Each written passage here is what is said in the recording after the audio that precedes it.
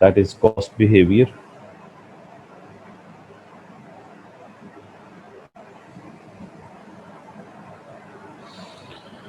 तो मैंने आप लोगों को बताया था कि 4 फैक्टर्स ऑफ प्रोडक्शन हैं। लैंड, लेबर, याद है ना आपको? 4 फैक्टर्स ऑफ प्रोडक्शन हैं, फैक्टर्स ऑफ प्रोडक्शन।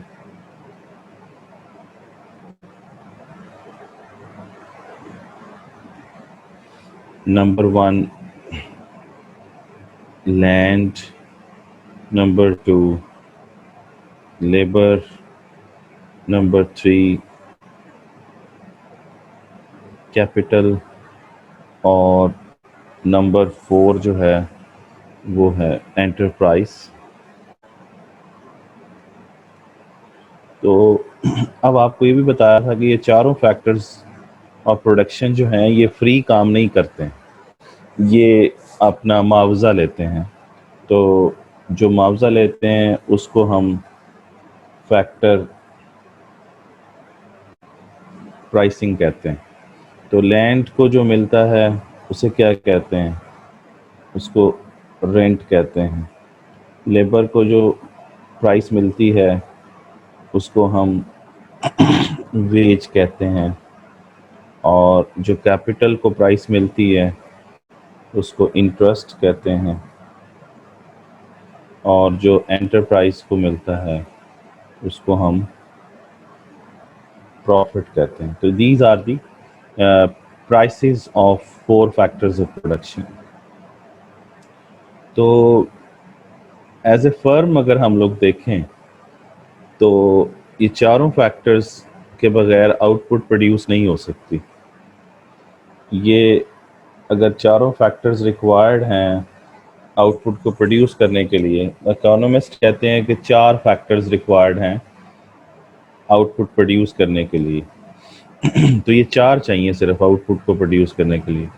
तो आपकी जो कॉस्ट है आउटपुट को प्रोड्यूस करने की वो भी ये 4 ही है।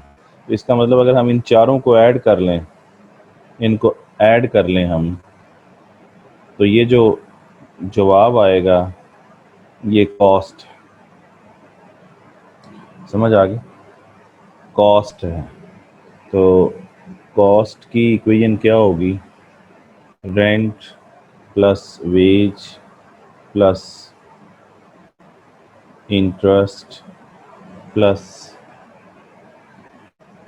Profit, this is cost. तो हम ये कह सकते हैं कि factor factor pricing factor factor pricing is known as factor pricing is known as cost of production।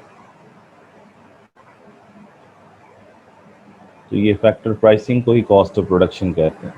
ठीक हो गया जी? अच्छा, तो ये था कि व्हाट इज कॉस्ट। तो आप कहेंगे कि cost is factor pricing is called cost of production. उसके बाद है नेक्स्ट चीज, उसे हम कहते हैं कॉस्ट फंक्शन। कॉस्ट फंक्शन, तो कॉस्ट फंक्शन क्या है?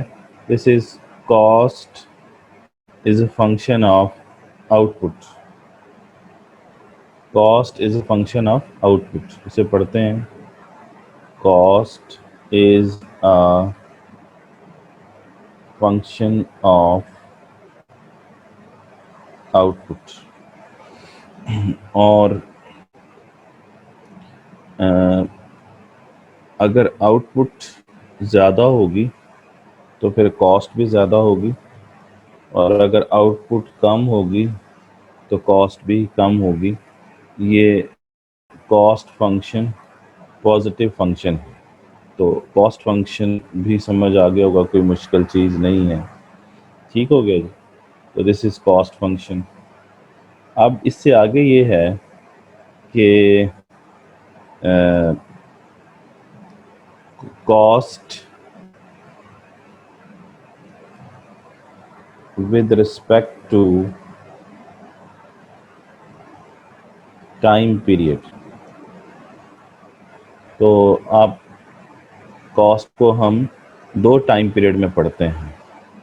एक कॉस्ट, एक क्या होती है, कॉस्ट इन शॉर्ट रन, और दूसरी होती है कॉस्ट इन लॉन्ग रन। ठीक हो गया जी? और आप लोगों को याद होगा कि हमने, ये तो कॉस्ट फंक्शन है ना, ये वाला, दिस इज कॉस्ट फंक्शन। हम लोगों ने प्रोडक्शन फंक्शन भी पढ़ा था। तो प्रोडक्शन फंक्शन क्या था? प्रोडक्शन फंक्शन याद कीजिए। प्रोडक्शन फंक्शन क्या था? उसमें हमने कहा था कि output output is a function of inputs. याद है ना? तो Q means output, Q means output. तो output is a function of inputs. तो आपको याद है कि फैक्टर्स ऑफ प्रोडक्शन जो होते हैं, ये चारों फैक्टर्स ऑफ प्रोडक्शन, इनको इनपुट्स भी कहते हैं, इनको रिसोर्सेज भी कहते हैं, है ना जी? तो इसका मतलब ये हुआ कि इधर हम इनपुट की जगह पे हम लिख सकते हैं क्या? ये हम लिख सकते हैं कि land, labour, capital and enterprise. तो ये चार फैक्टर्स ऑफ प्रोडक्शन हो जाते हैं हमारे पास। तो अब ये मैंने आपको बताया हुआ है, ये चारों फैक्टर्स ऑफ प्रोडक्शन जो हैं, ये इन शॉर्ट रन और डेफिनेशन, शॉर्ट रन और लॉन्ग रन की डेफिनेशन में आप लोगों को बताया हुआ है कि किस तरीके से हम शॉर्ट रन और लॉन्ग रन को डिफ्रेंशिएट कर सकते हैं। तो डेफिनेशन ये की थी शॉर्ट रन में कि if at least one of the factors of production is fixed then it is called short run. तो अगर मैं इसके ऊपर ये एक बार लगा दूं तो this would become short run production function. और अगर मैं लिखता हूँ लैंड, लेबर, कैपिटल, एंटरप्राइज, और इनमें से कोई भी फिक्स ना हो, तो ये क्या होगा? This is long run production function. तो short run production function means at least one of factor of production is fixed। और लॉन्ग रन में हमने कहा था कि all factors of production are variable. तो सारे वेरिएबल हैं। और ये जो इसको कहते हैं bar. Bar is used to fixed. तो फिक्स करने के लिए हम इसको क्या करते हैं? यूज करते हैं। ठीक हो गया? फिक्स। ओके। अब now you can differentiate the two types of production function. First one is short run production function. Another one is long run production function, and this is just a production function. ये production function है और ये short run और long run production function है। तो ये differentiation आप लोगों ने कर ली। सॉरी। अच्छा, अब यहाँ पर जब हम कॉस्ट पढ़ेंगे with respect to time period, तो सबसे पहले हम पढ़ लेते हैं कॉस्ट इन शॉर्ट रन। ये पहले ये पढ़ लेते हैं। तो कॉस्ट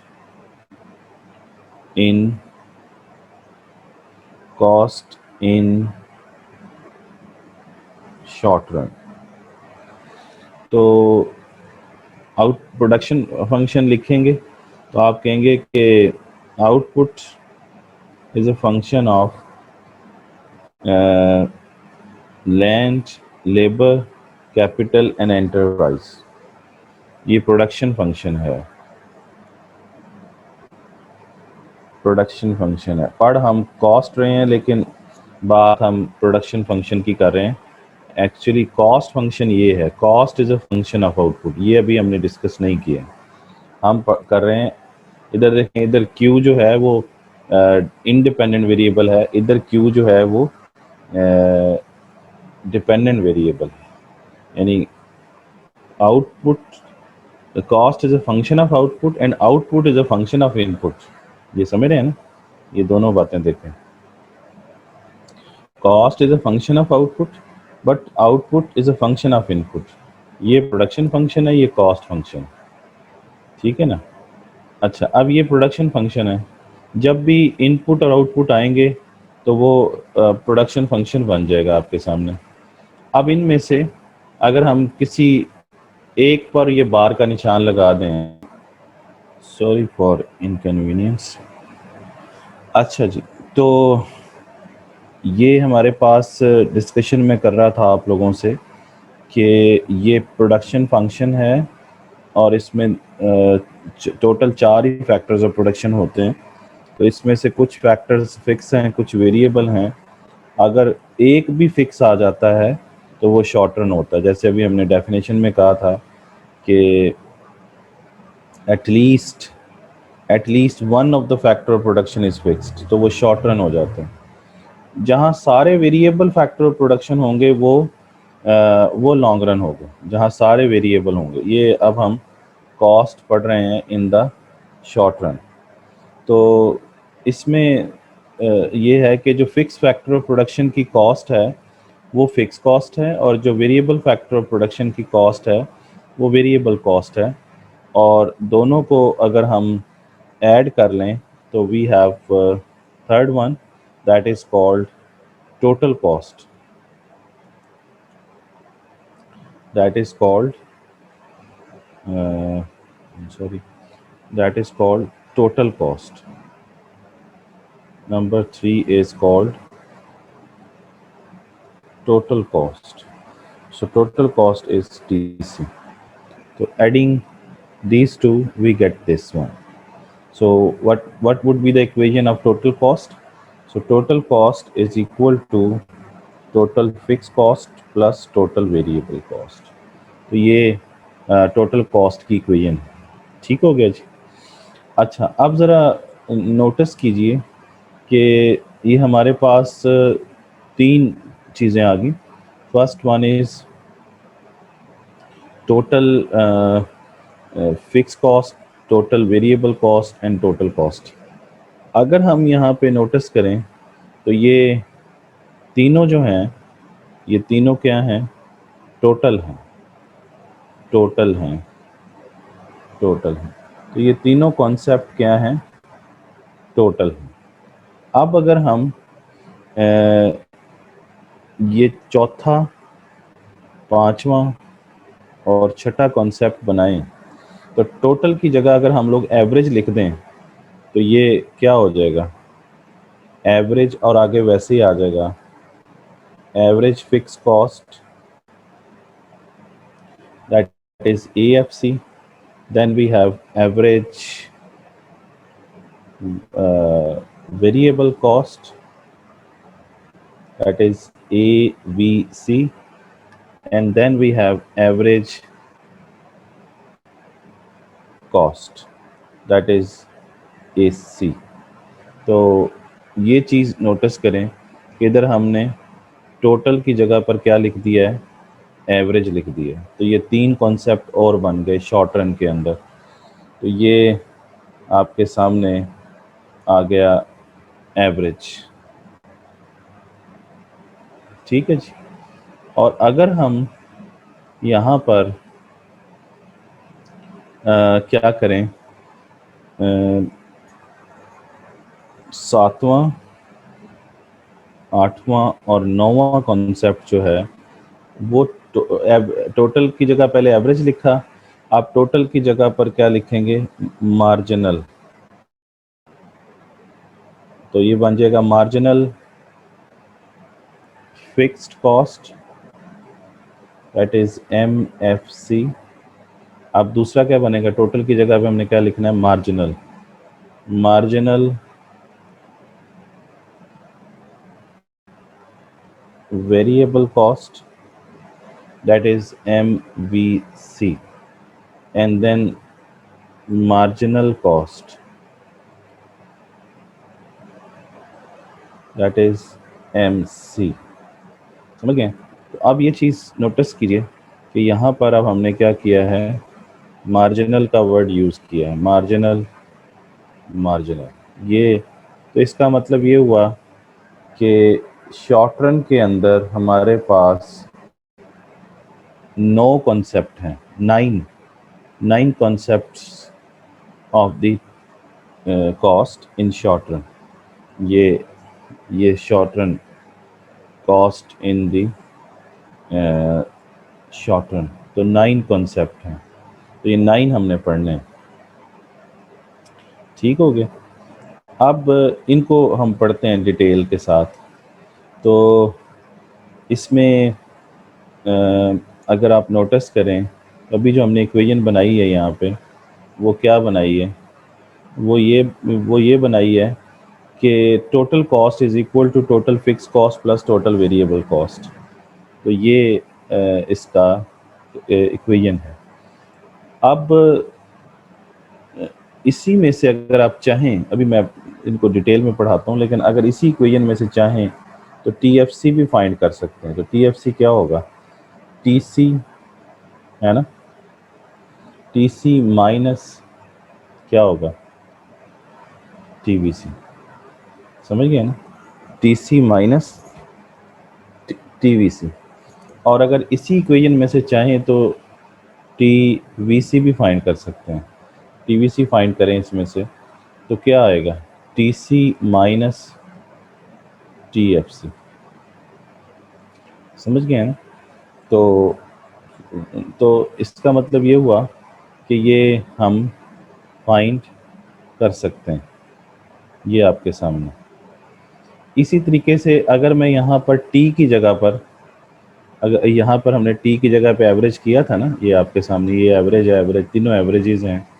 तो यहाँ पर ये जो टोटल हैं तीनों, इनकी जगह, तो जिस तरह ये दोनों ऐड करके ये आ सकते हैं, इसी तरीके से ये दोनों भी ऐड करके ये बन सकता है। इसी तरीके से ये दोनों आप अगर ऐड कर लें तो फिर ये बन जाएगा आपके पास। ठीक है ना जी? तो इसी तरीके से अगर हम यहाँ पे टी की जगह पर ए लिख दें तो क्या आएगा, AC is equal to AFC plus ABC, है ना। यानी ये जो T है ना, टी की जगह A लिख दिया है ना। इसी तरीके से अगर हम यहाँ पर T की जगह पे M लिख दें तो आ जाएगा MC is equal to MFC plus क्या आ जाएगा, MVC। ये आपके सामने आ गया। इसका मतलब ये हुआ कि जैसे हमने यहाँ पे कहा था ना कि इन दोनों को ऐड कर दें तो ये आ जाएगा आपके पास, इसी तरीके से इन दो को ऐड कर दें तो ये आ जाएगा, इसी तरीके से 7वें और 8वें को ऐड कर दें तो 9वां आ जाएगा। तो ये वही चीज़ मैंने यहाँ पे बताई है। अब यहाँ से अगर आप AFC फाइंड करना चाहें तो AFC क्या होगा, तो AFC is equal to AC minus AVC, है ना। और अगर आप यहाँ से AVC फाइंड करना चाहें तो AVC क्या होगा, वो होगा AC माइनस AFC। ठीक है ना जी? तो ये यू कैन फाइंड। ठीक हो गया जी? ये आप फाइंड कर सकते हैं। ये भी क्लियर हो गया। अच्छा, इसी तरीके से अगर हम यहाँ से MFC फाइंड करना चाहें तो MFC is equal to MC minus MVC। Similarly, MVC is equal to MC minus MFC। तो ये आप फाइंड कर सकते हैं। तो ये आपको समझाने के लिए। अच्छा, अब जो है वो ये है कि हम क्या करें, हम इनको डिटेल में पढ़ें। तो डिटेल में पढ़ने के लिए जो सबसे पहला कॉन्सेप्ट है वो कौन सा है, वो है टोटल फिक्स कॉस्ट। तो टोटल फिक्स कॉस्ट जो है वो पहले पढ़ेंगे हम लोग। ये आपके सामने first concept total fix cost. तो टोटल फिक्स कॉस्ट जो है वो पहले पढ़ते हैं, ठीक है। वैसे हमारे पास 3 टोटल कॉन्सेप्ट हैं, 3 एवरेज कॉन्सेप्ट हैं और 3 ही मार्जिनल कॉन्सेप्ट हैं। तो टोटल आपके पास 9 कॉन्सेप्ट हैं शॉर्ट रन के अंदर, यानी cost in the short run पे अगर चले जाएं तो हमारे पास कितने कॉन्सेप्ट हैं, 9 कॉन्सेप्ट हैं। अच्छा, अब पहला कॉन्सेप्ट पढ़ने जा रहे हैं, that is total fix cost. तो टोटल फिक्स कॉस्ट पहले पढ़ते हैं। नंबर 1 इज़ टोटल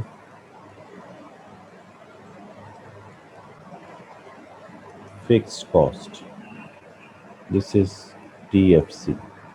तो टोटल फिक्स कॉस्ट क्या है? टोटल फिक्स कॉस्ट में हम जब ये कहते हैं तो total fix cost is a function of output, और इसमें हम ये कहते हैं कि ये जर्नल जो फंक्शन है ना कॉस्ट का, जो यहाँ पे हमने ऊपर पढ़ा था, शो नहीं हो रहा अभी, तो cost is a function of output कहा था हमने, ठीक है ना जी। तो जस्ट अ मिनट,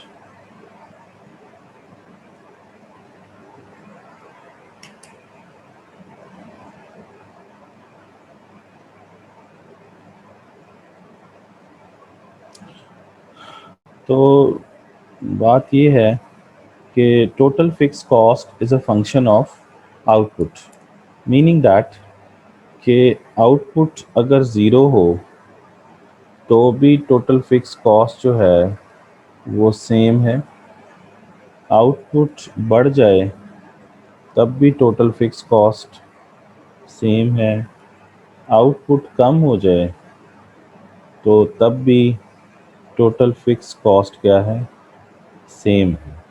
इसका मतलब ये है कि आउटपुट के बढ़ने से या कम होने से टोटल फिक्स कॉस्ट पे कोई फ़र्क नहीं पड़ता, वो सेम रहती है और पॉजिटिव रहती है। यानी पॉजिटिव मीन्स उसकी वैल्यू ज़ीरो नहीं होती, तो पॉजिटिव वैल्यू रहती है उसकी, पॉजिटिव वैल्यू, यानी वो ज़ीरो नहीं होती। टोटल फिक्स कॉस्ट जो है वो उसको और भी नाम देते हैं कोई हम लोग, टोटल फिक्स कॉस्ट को और भी नाम दिए जाते हैं। तो वो कौन कौन से नाम हैं? तो टोटल फिक्स कॉस्ट को और क्या क्या कहते हैं? टोटल फिक्स कॉस्ट को हम कहते हैं ओवर हेड कॉस्ट, इसको हम कहते हैं इनडायरेक्ट कॉस्ट, या फिर हम इसे कहते हैं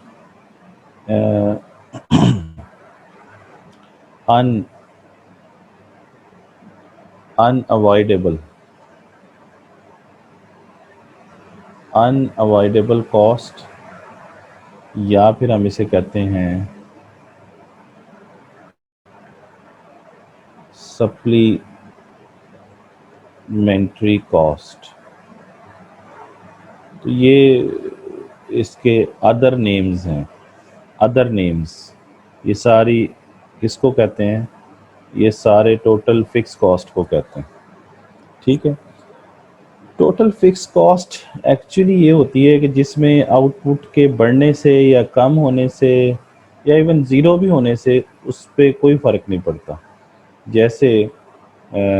जैसे फॉर एग्ज़ाम्पल हम ये कहें कि फॉर एग्जांपल मैं ये बात कर रहा हूँ कि अगर ये मैं कहूँ कि ये आपके पास क्यू है और ये आपके पास टोटल फिक्स कॉस्ट है, तो क्यू है 0 1 2 3 है ना, तो क्या हो रहा है 4, तो आउटपुट क्या हो रही है, बढ़ रही है, बढ़ते बढ़ते फॉर एग्जांपल 100 पे चली जाती है। तो फिक्स कॉस्ट अगर फॉर एग्जांपल 100 है तो वो 100 ही रहेगी, वो क्या रहेगी 100 ही रहेगी। इसका मतलब ये है कि ज़ीरो आउटपुट है, लेकिन ज़ीरो आउटपुट पे भी फिक्स कॉस्ट ज़ीरो नहीं है, बल्कि क्या है पॉजिटिव है। ये आपके सामने पॉजिटिव है, ये भी क्या है पॉजिटिव है, तो ये सारी क्या है पॉजिटिव है। तो टोटल फिक्स कॉस्ट अब देखें, आउटपुट 1 से 2 हो गई है, 2 से 3 हो गई है, आउटपुट बढ़ती जा रही है, लेकिन फिक्स कॉस्ट क्या रह रही है सेम, सेम है। ये जो हमने बात की थी सेम, फिक्स कॉस्ट क्या है सेम है, सेम है। तो आउटपुट इसका मतलब है कि बढ़ जाए तब भी सेम रहेगी और पॉजिटिव रहेगी, ज़ीरो नहीं होगी। और आउटपुट अगर 100 से कम होते होते 1 पे आ जाए, 0 पे आ जाए, आउटपुट कम हो जाए, तो कम होने के बावजूद भी सेम रहेगी और पॉजिटिव वैल्यू रहेगी उसकी। ये आपके सामने तो टोटल फिक्स कॉस्ट समझ आ गया आप लोगों को। टोटल फिक्स कॉस्ट के अंदर ज़ीरो आउटपुट पे भी वो ज़ीरो नहीं होती है, ये आपके सामने ये पॉजिटिव है। तो total fix cost, total fix cost can never be zero. Total fix cost कभी भी ज़ीरो नहीं हो सकती, इवन के ज़ीरो आउटपुट पे भी ज़ीरो नहीं हो सकती। अब इसका मतलब ये है कि कोई तो ऐसी चीज़ें हैं जो कि आपको हर सूरत में बर्दाश्त करनी पड़ती है, चाहे आपकी फैक्ट्री पे ताला लगा हुआ है, ज़ीरो आउटपुट प्रोड्यूस हो रही है, लेकिन फिर भी आपको जो है वो फिक्स कॉस्ट जो है वो बेयर करनी पड़ती है हर सूरत, जो है वो इसमें कोई वो नहीं है। इसमें क्या क्या होता है इसमें, यानी टोटल फिक्स कॉस्ट किन चीज़ों पर मुश्तमिल होती है, तो टोटल फिक्स कॉस्ट किन चीज़ों पर कंसिस्ट्स ऑफ, कौन सी चीज़ों पे होती हैं, कंसिस्ट ऑफ द एक्सपेंडिचर्स, कौन से एक्सपेंडिचर्स होते हैं। नंबर 1 उसमें ये होता है जी कि सबसे पहले आपने जो सैलरीज़ हैं वो हर सूरत में देनी है। किसी भी फर्म में दो तरह के मुलाजमीन होते हैं, एक परमानेंट होते हैं और एक जो हैं वो परमानेंट नहीं होते हैं। तो जो परमानेंट होते हैं उनको आपको हर सूरत में पैसे देने पड़ते हैं, चाहे फैक्ट्री जो है वो बंद ही क्यों ना हो, ठीक है ना जी। तो salaries of the administrative staff, यानी एडमिनिस्ट्रेटिव स्टाफ, या कह लीजिए कि परमानेंट जो लोग होते हैं, परमानेंट स्टाफ की सैलरीज आपको देनी पड़ती हैं। ये आपकी फ़िक्स कॉस्ट है। ये फ़िक्स कॉस्ट में कौन कौन से अखराजात आते हैं वो बता रहा हूँ। फिर इसी तरीके से आपको अगर आपका जो बिल्डिंग है वो किराए पे है तो रेंट आपको हर सूरत में देना पड़ेगा, चाहे आउटपुट ज़ीरो ही क्यों नहीं हो रही, ज़ीरो आउटपुट होने के बावजूद भी आपको देना पड़ेगा। तो रेंट ऑफ द बिल्डिंग ये किसका हिस्सा बन जाता है, ये फिक्स कॉस्ट में आते हैं, टोटल फिक्स कॉस्ट के अंदर। फिर नंबर 3, अगर आपने बैंक से कैपिटल लिया हुआ है तो उसका इंटरेस्ट आपको हर सूरत में पे करना पड़ेगा। इंटरेस्ट, इंटरेस्ट आपको हर सूरत में पे करना पड़ेगा।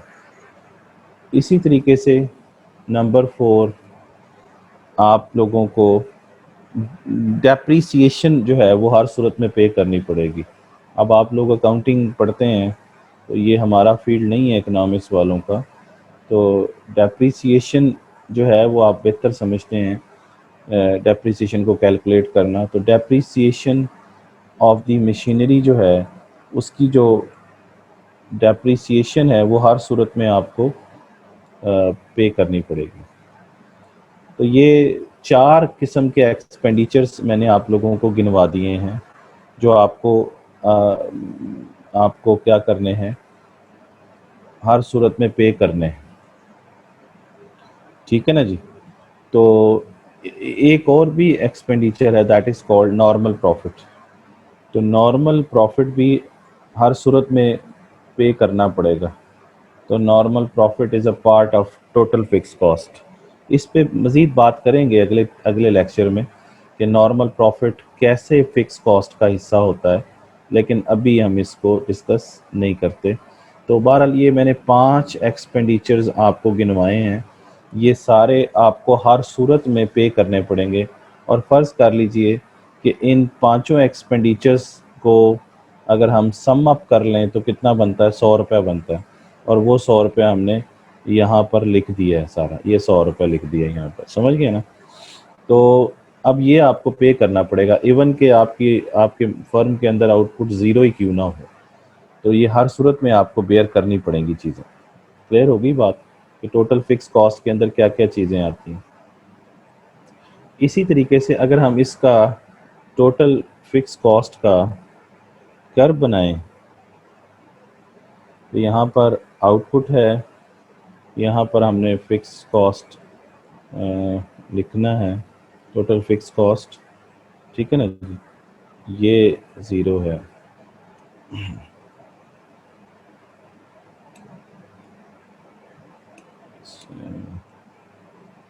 सॉरी,